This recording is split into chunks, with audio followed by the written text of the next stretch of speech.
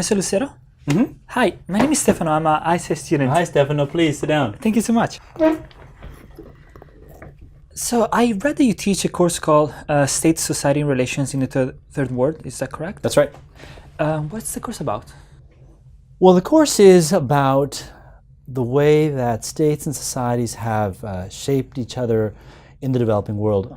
This course, it really focuses on the politics of resource extraction. So we take debates over oil, mining, related industries, and ask how that has shaped what states are and what societies are and our ideas about how they interact in historical perspective. And what are the key terms, key themes that we're going to be focusing on in the course? Well, there are lots of key terms. Let me see if I can just go through a few of them. Probably the most important are state and society, because one of the things that the course tries to do is it wants to ask students to think both theoretically and historically. Yeah. So we think about what are the different theoretical understandings of these two seemingly obvious things we call state and things we call society. Yeah. And it turns out that there are really different ways of understanding these two things. Yeah. So one of the things that the course will ask is to think about how they're both cultural and political entities, both state and society. So we go through a series of theoretical orientations and discussions to really understand different ways of thinking about it. We also think about the actual histories of state as a machinery of governance in the European context and then outside of Europe, in the Americas, in Africa, in the Middle East, and why this thing that was born in a particular way in the European world looks very different in other settings, and why that is, and try to actually grapple with the histories of state formation in different parts of the world and also at different points in global history. Yeah. And is there any other term that we're going to encounter? Well, there are lots of terms. The course is concerned with the material realities and conflicts around things like oil, things like natural gas, but the course is also concerned with the way that culture works. Yeah. So one of the really important conceptual debates that we're going to enter is how we think about culture, how we think about power, and those are related ideas. Culture, just to take a second to think about it, one of the problems with culture is it's often seen as a thing. It's seen as something that's static. Yeah. It's seen as kind of an object that collides with another object, a football team that's playing another football team, and that's not helpful because culture it's really a relationship. It's a set of processes. It's as one anthropologist said, it's a web of meanings that we ourselves have spun. So trying to understand the way that culture is something that we all do all the time and constructs the world for us, that's one of the things that I try to use this course to do, to kind of make the familiar strange.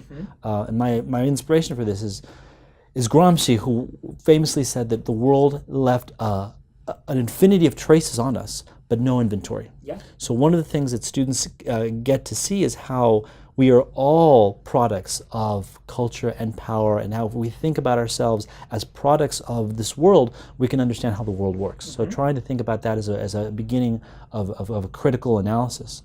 The other point is thinking about power as something that also operates through all of us. State and society, one of the traps that we have to get through is that they are seemingly different entities. The state is over here looming over society, when in reality they're really deeply intermeshed. So one of the things that I want to do is to think about how power circulates through many settings, and how oil companies, non-governmental organizations, indigenous communities, they're all sites where power does its work. So rather than have this kind of dichotomous state versus society kind of view, think in a much more decentered or more kind of complicated way about how power operates around the politics of resource extraction. And what do you mean exactly by power? What does power mean? Well, power is one of the trickiest keywords that we have in the social sciences. It's often meant in a way of describing a relationship where one person has a power over another. And that's a very defensible view of power. In this course, power, I don't see it as something that any one person or one actor possesses, but rather something that circulates and actually creates different subjects. It creates different structures. So it's a much more fluid understanding of what power is. It's also about the way that borders and boundaries get made. So one of the things we'll see is that this effect of creating this boundary between state and society is one of the ways that power works. The way that a state will see the Amazon, for example, is very much an effect of power, that they will use it in all kinds of ways in cooperation with oil companies, missionaries, all kinds of actors will intervene on this particular landscape in ways that I think need to be interrogated, that are not just about one person having power over something else, but rather a very complicated setting where different actors work together in all kinds of different ways to create a world together. Yeah. And you also use the word critical analysis. What is that? Critical analysis is really an invitation to think about the familiar in ways that make it less familiar. The kind of common sense realities that we have around us all the time. We assume there's a state. We assume that there is a nation. We assume that there's going to be gas at the gas station every day. Critical inquiry is asking questions about how that came to be, and what, not only how it works, but also what we don't see when we think about things. What do we not see when we see that food just magically appears in a supermarket? What do we not see when we think about oil appearing magically in our gas tank? What are the histories of extraction, of violence, of dispossession? What are the histories of empire and colonialism that are not part of it? So a critical examination is trying to kind of break things apart, but also to ask questions about what are we not seeing when we tell the stories about development and politics and state formation. And why do I need all this? I mean, how do this reflect back to my life, to my everyday life? Well, that's a good question. All of us in the US, at least in many parts of the global north, we need resources to power what turns out to be a very unsustainable way of living, just in terms of the way that we drive, the kinds of resources that we take are really disproportionate to many parts of the world. So we are connected to other regions, we're connected to other people and other places in ways that we don't think about very often. And often those things come into view in spectacular, violent ways. Wars, what's going on in the Middle East, they flash up as global problems. And we forget that these are everyday issues. The way that global economies, the way that commodities flow across borders, those are things that affect all of us. And they also are things that affect people that we may never meet. Native peoples in the Amazon, Native people in the Northwest are often remarkably invisibilized. And that's one of the things that this course invites us to think about. How does that happen? How have we told this story about resources without knowing that most natural resources are on native lands? And why do we not think that's a problem? And whose land is it? And how have we become comfortable with the idea that that land is for our consumption? So all of these things have histories that I think we need to reckon with, because this is part of our world. And I don't mean necessarily in the global that we are connected to the Amazon, although we are, but we are connected to the Skagit Valley. We're connected to the native people who are picking our berries. We're connected to the tar sands in Canada that are now the subject of a lot of ecological debate. So this is something that quite literally is in our backyard, and these are things that are part of a world that is often just beyond our view. So I think one of the goals of this course is to invite students to really think about their place in the world and their place in these operations of power, of culture, that can allow us to take a little bit more responsibility for making the world a little bit better, and for also understanding our place in the world.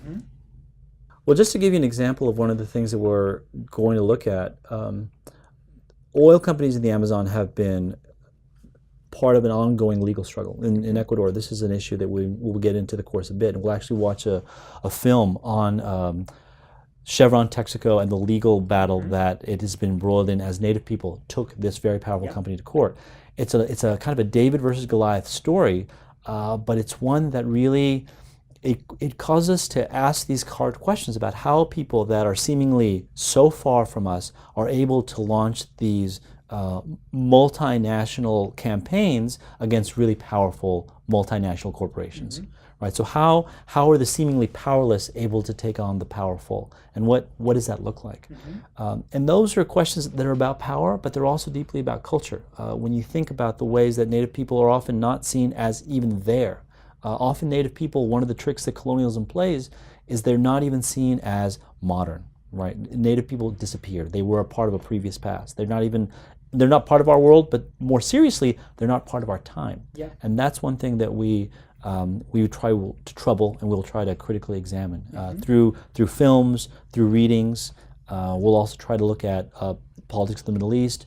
We'll look at what resources mean for questions of democracy and development in Africa. So we try to take a really broad view of resource politics and ask what it's done in different parts of the world.